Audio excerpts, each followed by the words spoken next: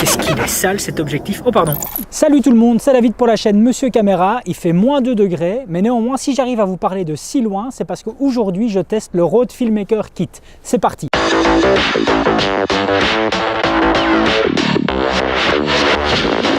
Alors voilà, ça fait plus ou moins un mois que j'ai acheté le Rode Filmmaker Kit. Celui-ci est très utile dans le cadre justement de réaliser des interviews. Vous retrouverez aussi une certaine utilité pour les personnes qui effectuent des vlogs et qui n'ont pas forcément quelqu'un pour les aider au niveau de la prise de son. Là au moins vous pouvez poser votre caméra sur un trépied comme j'ai effectué juste ici. Alors Rode annonce une portée qui est équivalente à 100 mètres. Maintenant j'ai jamais eu l'occasion de tester cette portée. Ça serait peut-être le cas justement, on va essayer. Je vais stopper l'enregistrement en 2 secondes et je vais me mettre 100 mètres plus loin et on va voir ce que ça donne.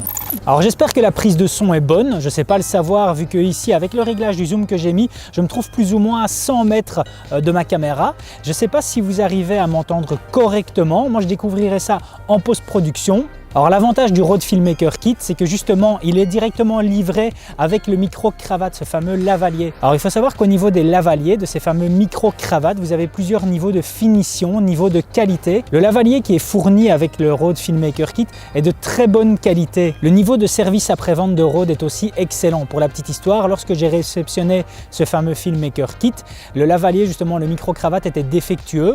J'ai simplement envoyé un petit mail à Rode. Celui-ci m'a redirigé vers leur revendeur qui était situé en Hollande, vu qu'au niveau du Benelux, c'est ceux-ci qui prennent en charge le service après-vente. Et voilà, après avoir eu contact avec le revendeur en Hollande, ils m'ont directement renvoyé, sans coût supplémentaire et dans un délai très rapide, un nouveau micro-cravate. Celui-ci fonctionne sur 2 piles standards et on aura une autonomie qui est de plus ou moins 4 heures.